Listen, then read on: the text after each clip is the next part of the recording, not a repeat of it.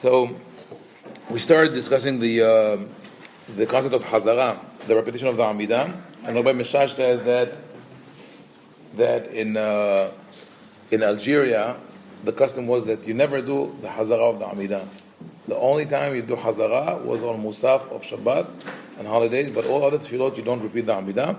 And he also presented the different arguments that on one hand there was the decision to repeat the Amidah was made in order to help those people who don't know how to pray to hear it. And then there was the argument that said that even though now people know how to pray, and you still have to repeat the Amidah because you don't change the takana, you don't change the decree. Once a regulation was made, you never roll it back. It always stays. It's even without getting into Jewish law, it's somewhat of a concern because you say, "What? So we have no system of checks and balances." Someone made a rule 1,000 years ago, and we're still bound by it, even though reality has changed. So after he leads a discussion, which we started last time, he says the following. He quotes the Bet Yosef, Rabbi Yosef Karo. עניינו שנעשה התקנה על כל פנים גזירה שמה יש שם אותו הדבר שנתקנה בשבילו. The reason we continue with the regulation, with this takana, is that there is still a possibility that the problem will exist. Meaning whatever problem you came to solve, and you made a regulation to solve it, as long as the problem is possible, is a probability, then you have to continue with takana. But once you know that it will never happen again, right? Then you don't have to keep the old safeguard. In other words, let's say that in a certain village there was a problem of tigers, right? Then they had to put a special fence that fends off, right? Deters tigers, and then the tiger population dwindled, and they're not in the area, but they're still alive in other parts of the country. So you still keep that fence there because they might come, remote chance, but they'll come. But if the whole population of tigers has been annihilated, that's it. There's no point of putting the fence there. So he says this: הרי לך מפורש, דלה קבעין תקנת אף שנתבטל טעמה, אלא איכה דאיכא למחש שמה יחזור הטעם בשום זמן. So the only reason why we continue with the regulation is if the problem could resurface.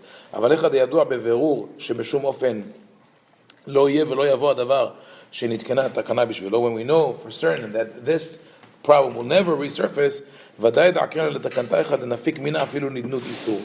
Of course, we remove that regulation, especially when it causes problems on a different level. And the good example for that is the idea of halab Israel, that you need milk to be supervised to make sure that it was milked under the supervision of a Jew.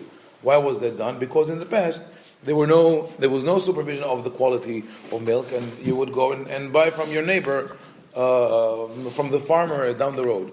And they would sometimes mix other things in the milk. It's still done in some places, but what they mix is not non-kosher milk. In third world country, they would mix water, they would mix urine sometimes because it thickens the milk. Yeah, I mean cows' urine, not. Yeah. So you want to know that you buy from the right dairy, but in America, no, but America. In America, you have federal regulations that are very strict, and if a dairy farm will mix anything in the milk that's not on the carton, that's not written, they will have to pay fines in hundreds of thousands of dollars, if not risk complete shutdown of their business. So there is never the possibility of having anyone mix non-kosher milk into your milk. So this takana of drinking only halab Israel doesn't exist in America. Unfortunately, some people still stick to it and would not drink them. Look at the milk. Oh, it's not halab Israel. I don't want to use it. But that's just a general concept that rabbi-messas mentions. So he says, היוצא לנו מזה, כל דרך דבטל הטעם לגמרי, בטלה התקנה, ביטול גמור.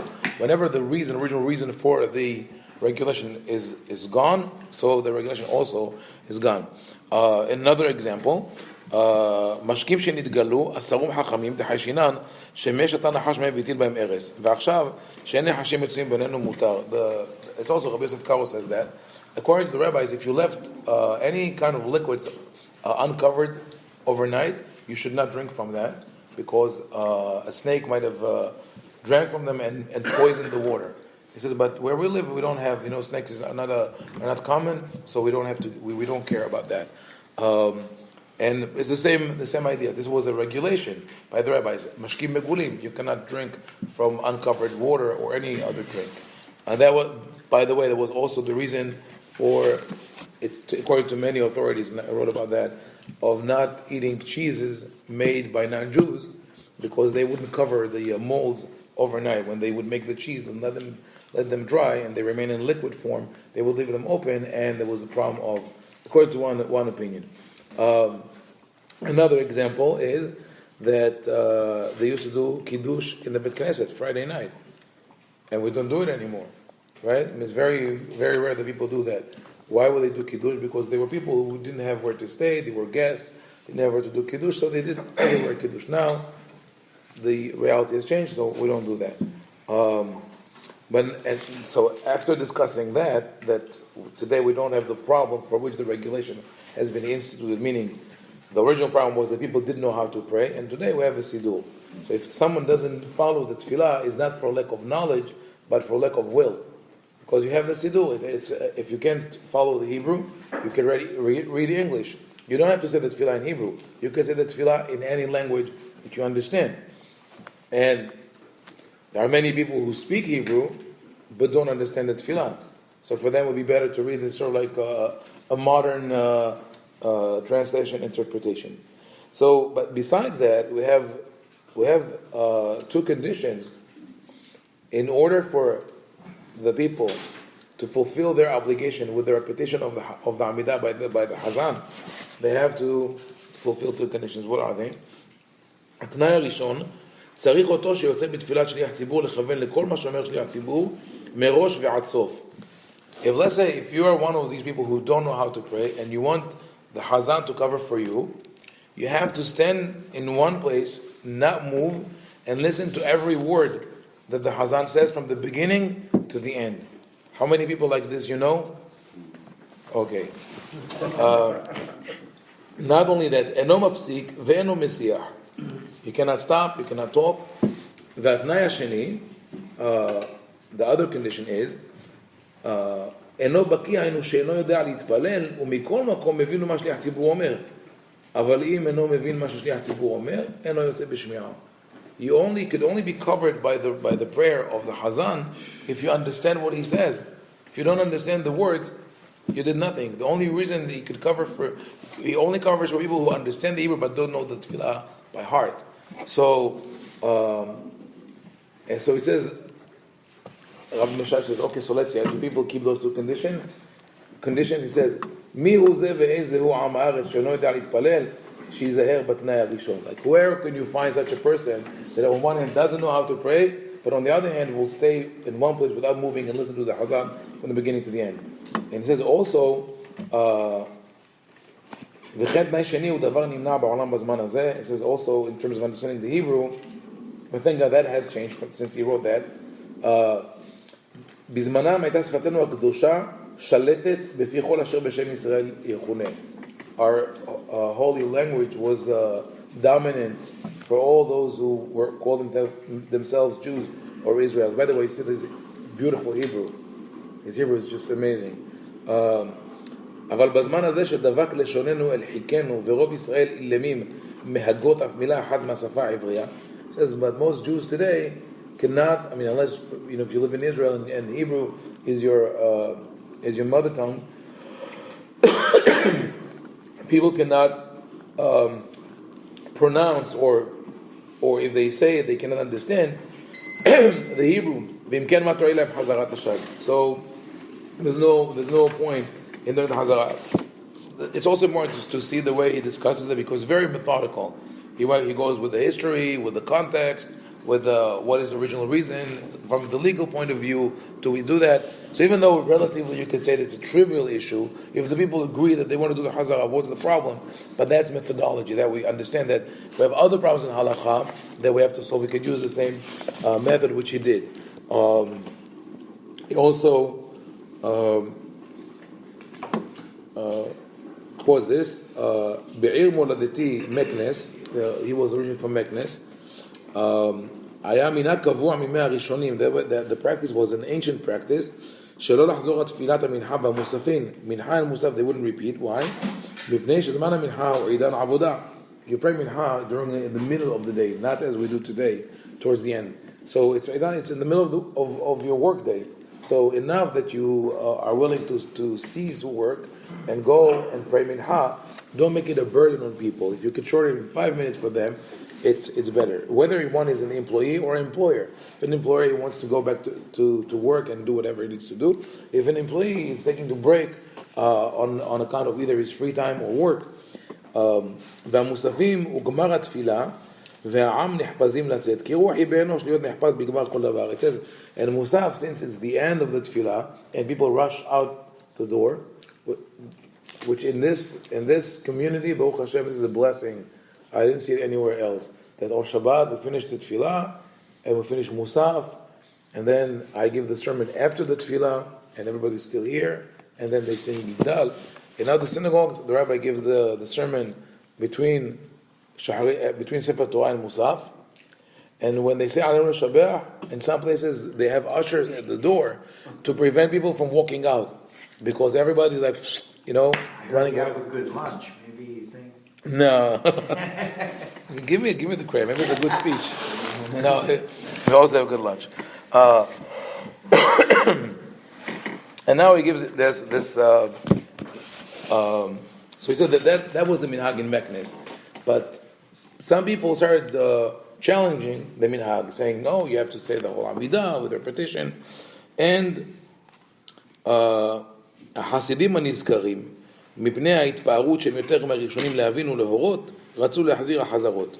So those Hasidim, who thought they were more pious, wanted to bring back the custom. ועמדו נגדם הרבה מחכמי המקום והמוניו, but the rabbis who knew the ancient practice confronted them. We just spoke about it this morning. ויצאו מזה מחלוקות ומשטמות בחרפות ומהלומות, and it ended up with a dispute, with physical altercations, right? And with all that, he writes it in rhymes. You realize in Hebrew, it says. Even though I agreed with the ancient custom of not repeating the Amidah, I didn't want to get involved. This is just to keep peace and harmony. I tried to get along with everyone. But he says one day he was sitting in the Beit Knesset next to one of those Hasidim. What is Hasidim? Like people who show extreme piety or devotion. And he was reading in the Siddur, and he was distracted. He was thinking about other things. And rabbi-messas said, I heard as he skipped 3 chapters in Tehillim because they have the similar verse. So he started one verse and forgot where he was, and he skipped 3 chapters and continued praying. And he says, "Ve'u lomed mizmorei Tehillim beharamat kol uvli ergesh klal." So he just raises his voice, reading the Tehillim with no emotion, with no feelings. And he says, סוף דבר היה נוסע ממזמור למזמור, היה נוסע. Like traveling from one Tehillim to another, עד דלה ידע להוסיף עוד בתהילים. Until he got to the point where he didn't know where he is. He takes it, by the way, עד דלה ידע. This is what we say about Purim. You get drunk and you don't know what's going on. So this guy is completely distracted, right? ועמדו שפתותיו מעליהן. He got stuck because he didn't know what he was saying, and his lips stopped moving. He's criticizing him for doing things mechanically, right? ואז כשיכור מתרונן מיין ירגיש כל המוצאות אותו. And like a drunk person who is sobering up, realized what has happened to him. And then rabbi-messas took the book and showed him. He says, לקחתי הספר מידו והראיתי לו יסוד טעותו וגם אני לקיתי באשמו כי נתבלה תפילתי. But all that caused me distraction as well. So then after all this, rabbi-messas told him, listen, your tefillah is not appropriate.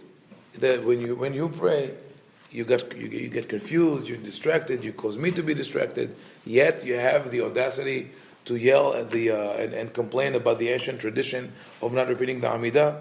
Know your place, at least don't. So he accepted it. Then he says, another time, something similar happened. One of them opened the book. He says, "Echin atzmo b'tfilato, patach hasefer v'chara be'avot." He opened the book and he started the Amidah. ושוב טבע בעמקי מחשבותיו, ונשאר הספר פתוח בידו בדף הראשון של תפילת י"ח. He says he drowned in the sea of thought, like completely distracted. So he says when rabbi-messas sees this, he says all these people who are complaining about the Hazara, they themselves are not there, they're not focused. So he spoke publicly against this new trend, and he says we have to keep the minhag of not repeating the Amidah. And then the head of the of this group who wanted to repeat the Amidah came to rabbi-messas' house in the morning. He says, "בא ועמד לפניי בתוך ביתי, ואף כי קידמתי פניו בכבוד גדול, הוא לא פנה אליי." Says he came to my house and I knew why he was coming, and I greeted him with great respect, but he wouldn't pay attention, and he sat down. בפנים נזעמים, והוא שואג ונוהם ומתעורר על החזרות, like with this angry face, complaining about why you don't repeat the Amidah. And he says, I kept quiet, העלמתי עין ואוזן מכל אשר התמלאת מפיו, ואך הוספתי עוד לכבדו בכוס של תה חם עם רקיק אחד. So instead of getting upset by Meshash, which tells you a little bit about his hanaga, about his method of leadership, he says, would you like to have a cup of tea and a cookie? Well, this is very common, like the dry cookies that you dip in tea to eat, right? So he received it gladly. והיה טובל בתה ואוכל עד שהיו ראשי אצבעותיו שרויים במשקי התה. He says he was dipping and eating, his fingers are wet, right? Why is it important to know? Because there's halakha that most people don't observe today. It was mentioned in the Shulchan Aruch, but we don't do it today, and that is כל דבר שטיבולו במשקה צריך נטילת ידיים. If you dip something in liquid, you have to do netilah just like you do for bread, just without bracha. But most people don't keep it. Right? But it's in the same, like what he says, you already see where he's going. He's giving him a practical test. Oh, you're so observant, you don't want to do everything the Shulchan Aruch says. How come you don't know that? And then he quotes the text. He says, even if you hold something very, like, let's say, you take a carrot, right, and you dip it in a dip, right, or in hummus, and then you eat it, you still have to do netilah, even if you didn't touch the liquid at all.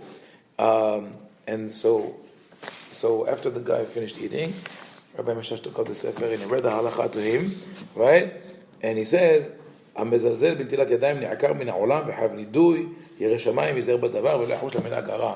Says the halakha says that that if you don't do that, God forbid, you should be excommunicated, and therefore if you revere God, you should put aside this practice of not washing hands and do it, which we don't do today anyway. He says, ואז נרגש מאוד והבין את החידה. The guy got very agitated, like, you're accusing me of not, which he just did, right? He came to the rabbi's house, the rabbi of the community, accused him of not knowing what he's doing, and so he says, but there is an opinion that says that you could do that. So he answered, rabbi-messas answered, the same way you say it, there is an opinion that says, הספרדים נוהגים בכל השנה, בתפילת המנחה, like in they call it the halakha, that you don't have to repeat the Amidah. And he says, when I'm not talking about החכמים היקרים היו דבר קל, he says they were dear people. Rav-messas still doesn't criticize that person. He says they were good people with good intentions, but they got carried away. And and he says, ahavat olam ahavtim. He says, with all the disputes that they had, I had tremendous love towards them. רק הזמן ותלאותיו הרבים והעצומים משיבים חכמים אחור. So sometimes I understand people are distressed. People think that because they see the community falling back, maybe not observant enough, they think this is where I'm going to make a difference, and they don't know that. So this was his approach, to always try to solve things peacefully, and to tell people also. It's very common through his books to see that he writes to rabbis who complain about this issue. He says, if you use shalom, Ashalom u'me'al hakol. If you know how to talk to people, in a calm manner and bring harmony and peace into the community, you could solve all problems. And on the other hand, when you come with fire and brimstone and you tell people this is wrong, you're not doing the right thing, you're alienating them, and eventually they're going to turn their back completely to religion. So this is something that we have to revive. He represents really the classic approach of the Sephardic rabbis, especially the rabbis of Morocco. Now I think there's a revival of that in Israel and here. So B'ezrat Hashem, we'll be able to keep that. Baruch Adonai, Ba'olam, Amen, V'Amen.